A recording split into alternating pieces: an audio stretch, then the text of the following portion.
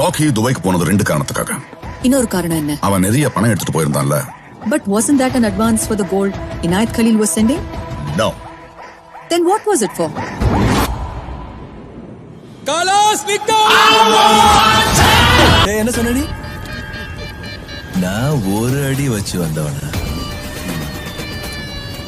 கடிகாரத்துல 1 மணி நேரம் ஆகணும்னா பெரிய முள்ள 60 அடி எடுத்து வைக்கணும். சின்ன முள்ள 1 அடி வச்சா போதும். நான் அடி எடுத்து வச்சுட்ட ஆட்டத்துல ரேஞ்சு சேஞ்ச் ஆயிடுச்சு. இந்த பரமபத ஆட்டத்துல கீரி புள்ள இறங்கி இருக்கு.